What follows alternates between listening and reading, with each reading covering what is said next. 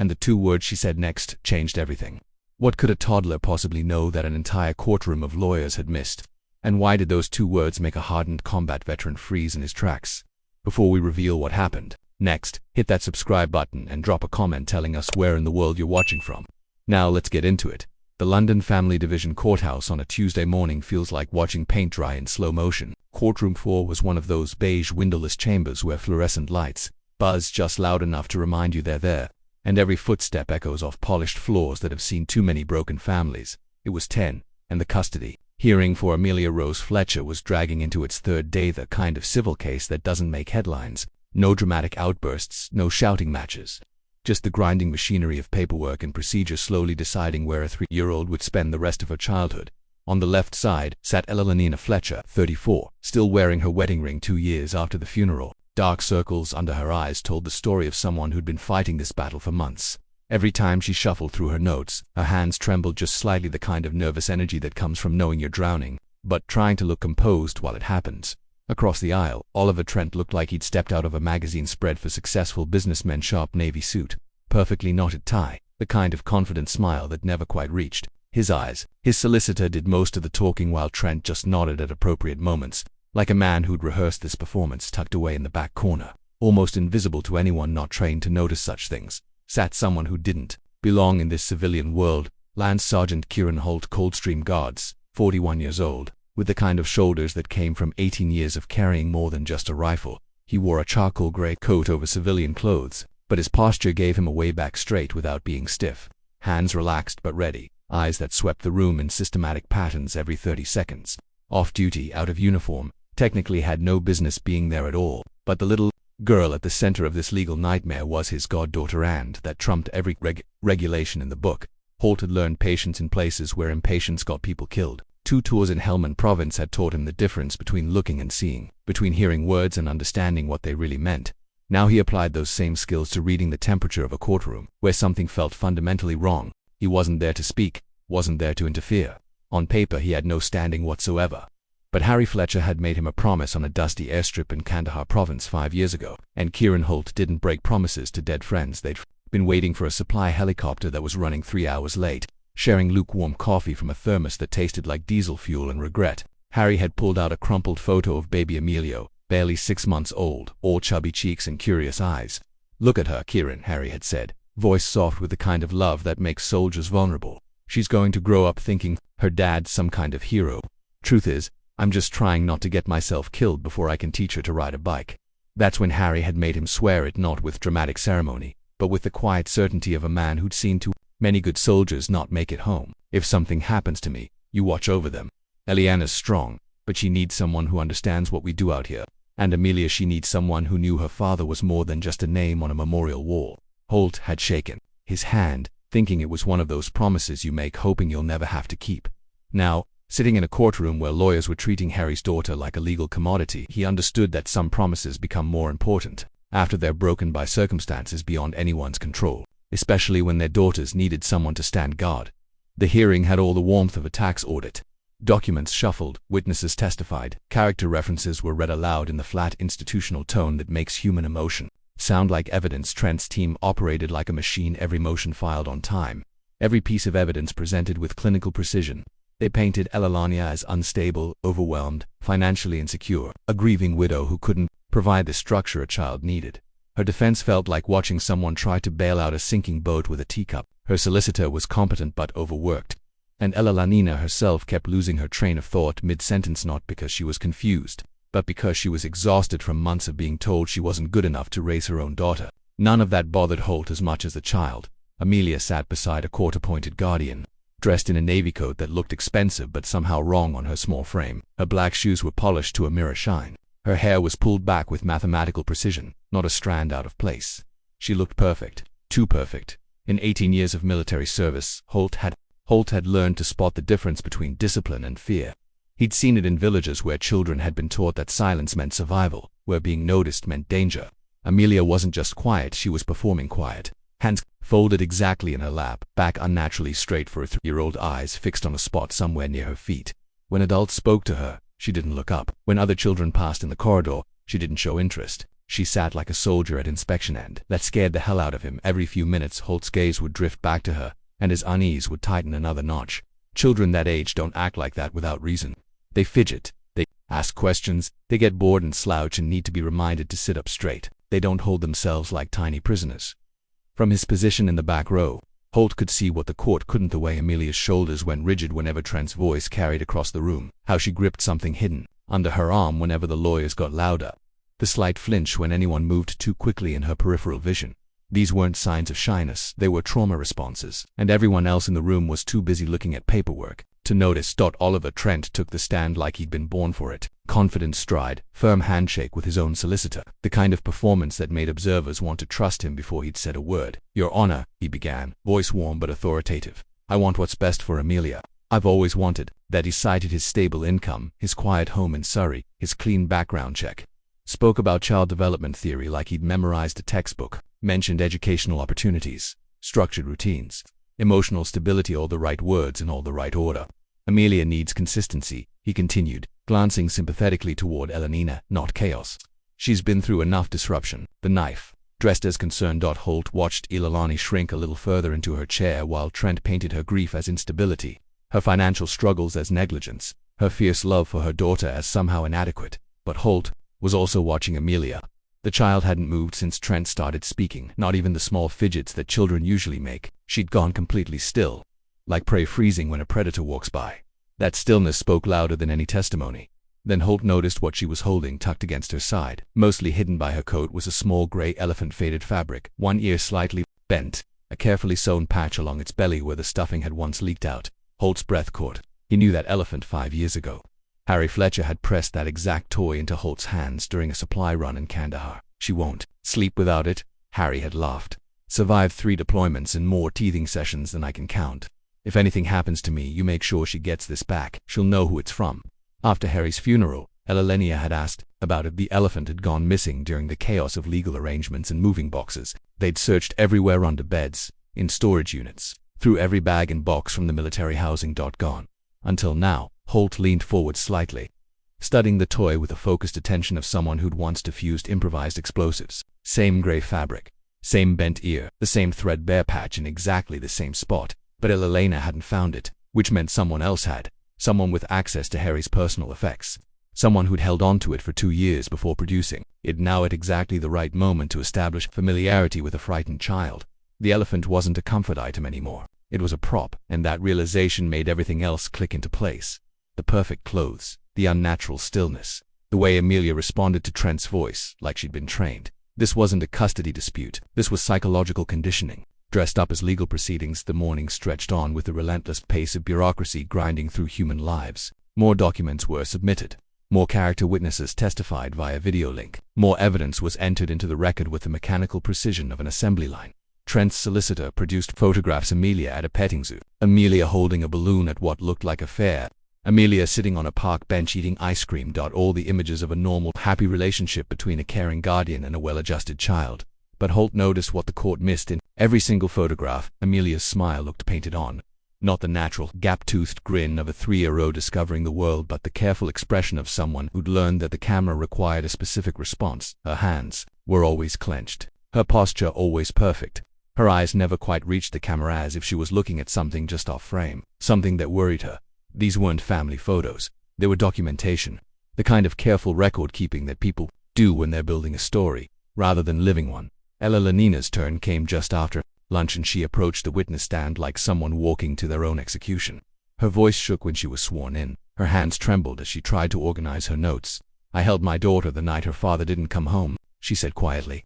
"I held her through the nightmares, the questions about why Daddy wasn't at breakfast anymore, the days when she'd wait by the window for a car that wasn't coming." Her voice cracked, but she pushed through. "I've been her mother for 3 years, not part-time, not on weekends.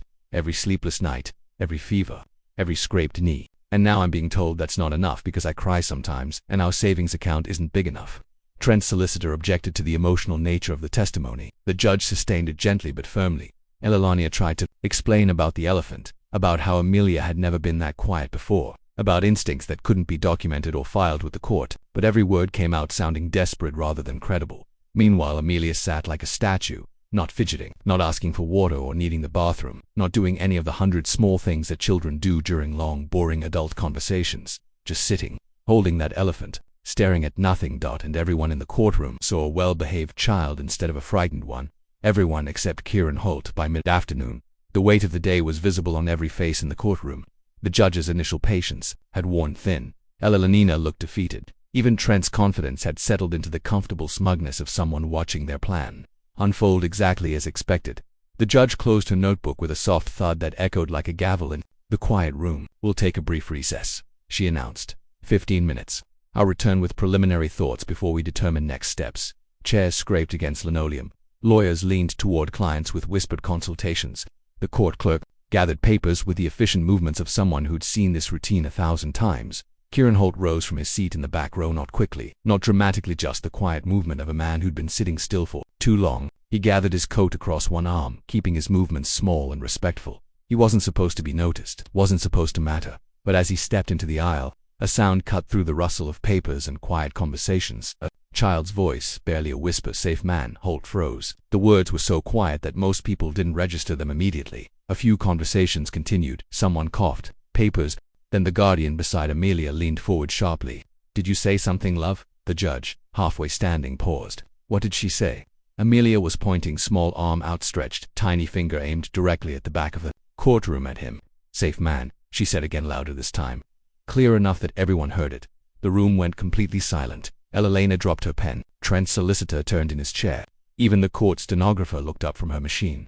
And Holt stood there, coat over his arm, feeling like someone had just fired a flare in a dark room. For the first time all day, Amelia looked up from her fixed stare at the floor. Her eyes found his across the courtroom, small, uncertain, but absolutely clear. "Safe man." The phrase hit him like a physical blow, not because he'd taught it to her, not because they'd practiced it, but because it was something Harry used to say back in Kandahar during the long nights when patrols went wrong and good soldiers didn't make it back to base.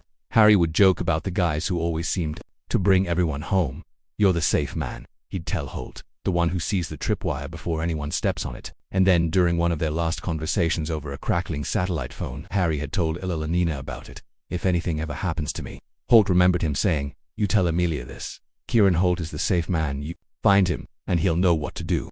It was a promise between soldiers, a father's last attempt to give his daughter someone who would see her the way he saw her. And now, 3 years later, in a courtroom full of legal arguments and documentation, Amelia had remembered not the name, not the details, just the feeling. The judge straightened in her chair.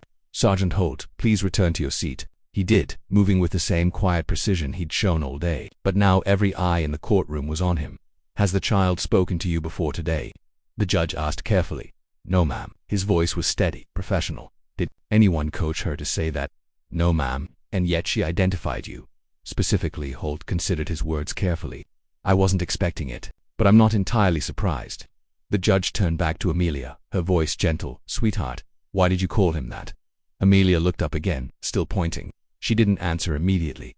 Then, in the same whisper that had started, "Everything," she said. "Daddy told me." The silence that followed was deafening. Oliver Trent shifted in his chair, his composure finally cracking. "This is ridiculous," he muttered loudly. Enough for several people to hear. "She's 3 years old. Children make things up. Someone's been coaching her." But the judge wasn't looking at Trent anymore. She was studying Amelia with the careful attention of someone who'd suddenly realized they might have been missing something important. "Did your father tell you about Mr. Holt?" she asked gently. Amelia nodded, still clutching the gray elephant. "When did he tell you this?" "In my dreams," she whispered. "And when Mummy cries." Elena burst into tears. The judge looked from the sobbing mother to the silent soldier to the little girl who'd just spoken her first words in 3 days of legal proceedings. "We're not resuming in 15 minutes, she announced. "This court will reconvene in 1 hour. Mr. Holt, please don't leave the building." Holt nodded once. Trent stood abruptly. "Your Honor, with all due respect, this is highly irregular." "Sit down, Mr. Trent," the judge said, her voice carrying a new edge. She didn't raise her voice. She didn't need to, because the smallest person in the courtroom had just said something that changed everything. When the court reconvened an hour later, the atmosphere had shifted completely. The earlier sense of routine procedure had been replaced by something sharper, more focused. The judge entered with the bearing of someone who'd spent the recess making phone calls and checking precedents before we proceed to any rulings. Judge Marmon began. "This court will hear testimony from Sergeant Kieran Holt, Holt walked to the witness stand with the same measured pace he'd used all day. He was sworn in quickly, his voice steady and clear when he stated his name and rank. "Sergeant Holt," the judge began, "what is your relationship to the child?" "I served with her father, Staff Sergeant Harry Fletcher, Coldstream Guards 2 deployments. He named me her godfather when she was born." "Were you aware of this custody dispute before today?" "No, ma'am. I knew Alila Nina was struggling with legal challenges, but I didn't know the specifics until recently." "What brought you to court today?" Holt's answer was characteristically direct. "Someone had to be here for Amelia. Her father asked me to look after his girls if anything happened to him. I consider that a standing order." The judge leaned forward slightly. "Tell me what you observed during today's proceedings." Holt didn't embellish. He described Amelia's unnatural stillness, her lack of normal childhood responses, the way she seemed to shrink whenever Trent spoke. He mentioned her perfect posture, her careful silence, the trained quality of her behavior. "What military experience have you seen similar behavior patterns?" "Yes, ma'am. In children who've been conditioned to fear the consequences of being noticed." Trent's solicitor started to object, but the judge waved him off. "Tell me about the elephant," she said. "I gave that toy to Harry Fletcher before his final deployment. It disappeared after his funeral. Mrs. Fletcher searched for it extensively. The fact that Amelia has it now means someone with access to the family's personal effects kept it. Could it not have been returned by the mother?" "No, ma'am. She's been asking about it for 2 years." The judge made a note. "What significance do you attach to its reappearance?" Holt chose his words carefully. "Familiar objects can be used to create false comfort, to make a child compliant by giving them something that feels safe, even when the situation isn't."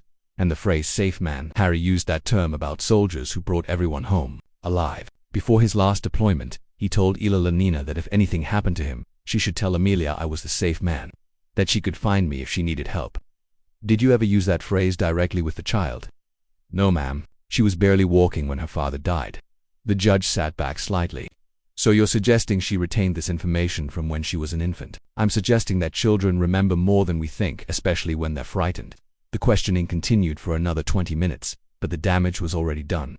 Holt's testimony had introduced reasonable doubt, where there had been none. His military bearing and careful factual responses lent credibility to observations that might have seemed far-fetched coming from anyone else. When he stepped down, the judge immediately called for a recess, but this time, she also ordered an immediate forensic review of all submitted documentation. 3 days later, the courtroom reconvened for what everyone expected to be final arguments. Instead, they got something else entirely. Judge Marmon entered with a folder thick enough to choke a horse and an expression that could have frozen water.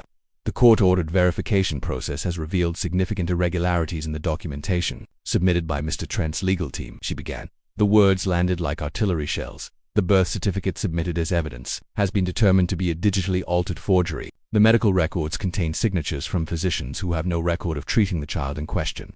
Financial documentation has been backdated and modified." Trent sat perfectly still, but Holt could see sweat beading on his forehead.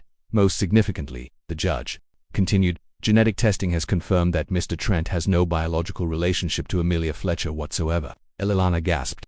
Several people in the gallery shifted in their seats. Furthermore, investigation has revealed that Mr. Trent gained access to the Fletcher family's personal effects through a business relationship with Mrs. Fletcher's estranged brother-in-law who had been storing items from the military housing clearance. The complete picture was becoming clear: not a custody dispute, but an elaborate fraud. A man with no connection to the family who had somehow identified a vulnerable widow and child, then spent months building false documentation and conditioning a traumatized toddler to accept his presence. "Mr. Trent," the judge said, her voice cutting through the stunned silence, "you are hereby held in contempt of court. These proceedings are being referred to the Crown Prosecution Service for criminal investigation." Court officers moved toward Trent's table. He didn't resist, but his mask finally slipped completely. "You have no idea what you've done," he said, his voice tight with rage. "No idea what you've cost me. Not cost us, cost me, because this had never been about Amelia's welfare. It had been about something else entirely, something that would take investigators months to fully unravel." Ilania was awarded immediate custody, of course, but by then, the legal victory felt secondary to something more important. Amelia had spoken more than that. She had remembered something her father told her when she was too young to understand it, and she had trusted that memory enough to act on it, in a room full of adults arguing about her future. She had identified the one person who saw her the way her father had wanted her to be seen, as someone worth protecting.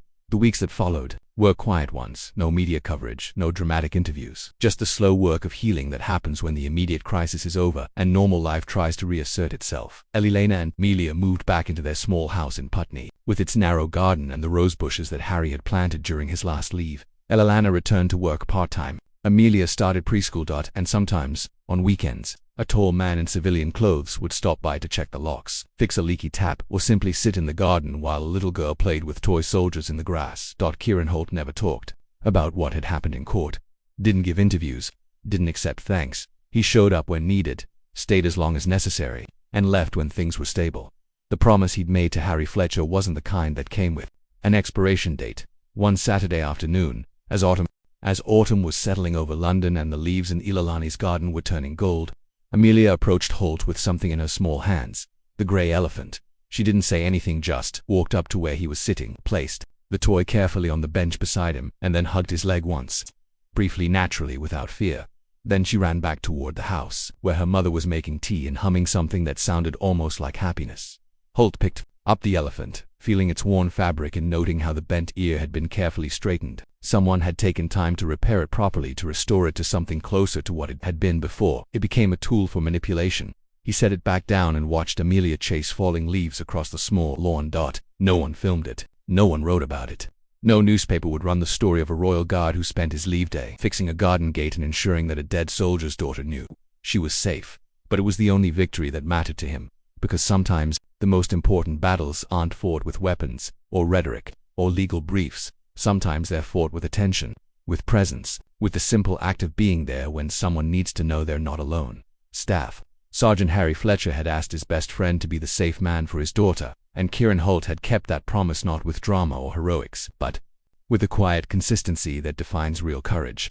By showing up, by paying attention, by trusting that sometimes the smallest voices in the room are the ones telling the most important truths. Have you ever had a gut feeling that something was wrong, even when everything looked normal on the surface? Do you think children really remember things from when they're too young to understand them?